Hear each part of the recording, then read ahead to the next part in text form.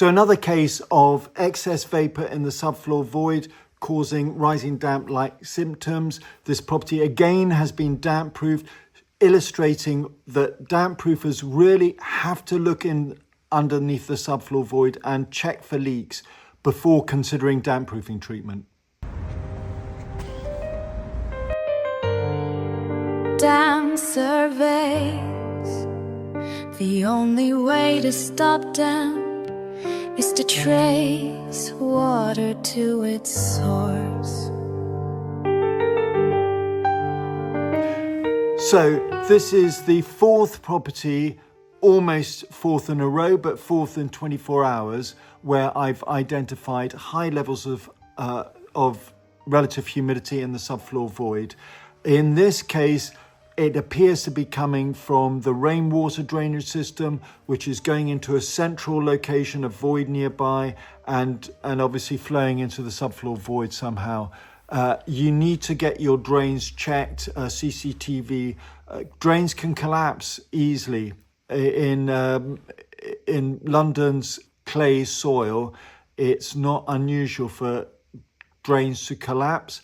And you clearly are getting a lot of water. Now, it could be that you've got an ongoing mains water leak. That should be tested, but it needs to be tested with everyone on site, making sure that there are no false negatives or false positives by checking that there are no leaks in the property and doing a mains water test. I would probably get a plumber to do it, to check that there are no leaks in the property and to deal with it. But start with a CCTV drain survey and get a company that can do the sleeving.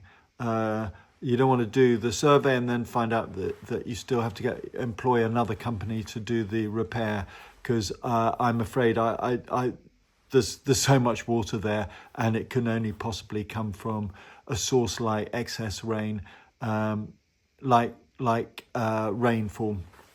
So that is your starting point, but you also have got excess vapor in this property. And although some of it can come from the subfloor void, I think it's from insufficient ventilation. So the kitchen wasn't properly vented out. You've got that sort of one on the side, but they don't work very well. And the bathroom one wasn't especially good. I think we improved it during the survey. You've also got some leaks from upstairs, which are still quite damp, and you've got a risk of penetrating damp from the outside. Have a listen to the data loggers. So here's the data logger site, damp.ai/detect, and I preloaded your data files, CSV files. The temperature was 10.3 at the time of the survey, so we put in 10.3.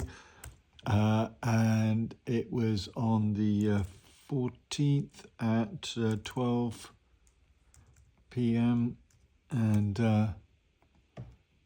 that then creates the graph. Now, it shows relatively high surface relative humidity, so it's above 90% for a large part of the time, hence why you've got mould growing there.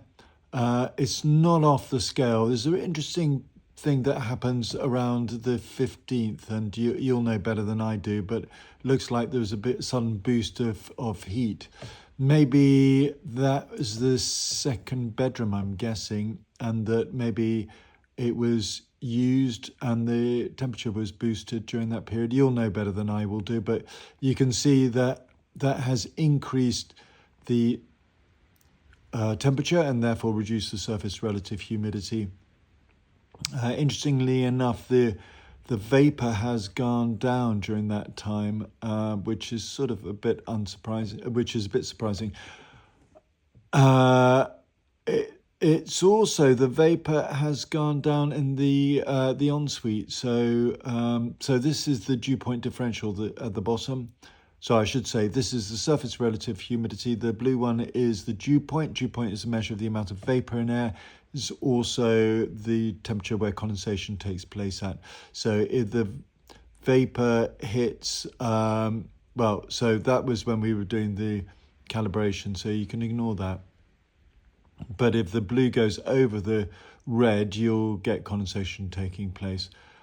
The outside vapor level is the blue one. So obviously in a perfectly ventilated property, you'll be swapping all your internal vapor with external vapor, which will then reduce it below the external temperature, which is this pink line here. And an optimally ventilated property, you're always below the pink line, which you're clearly not for a large part of the time.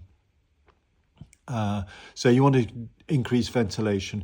So the dew point differential is this line here, the bottom line, and that is below 0, which means that you're getting more vapor in the bathroom compared to the second bedroom, which is not surprising. But so you'll understand this graph better than I do, how it relates to your the way you're using the property.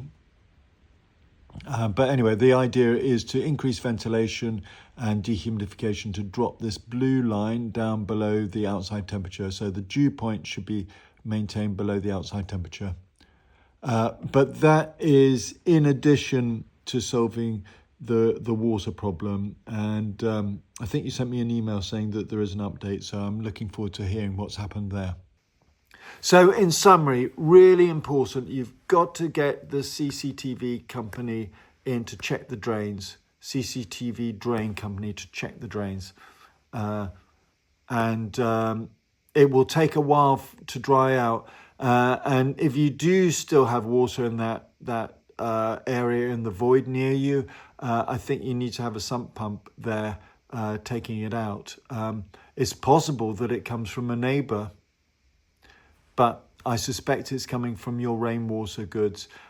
Check your rainwater goods during a heavy rainstorm. Keep your internal vapor levels below the dew point to bring down the excess vapor. Dam surveys. The only way to stop damp is to trace water to its source.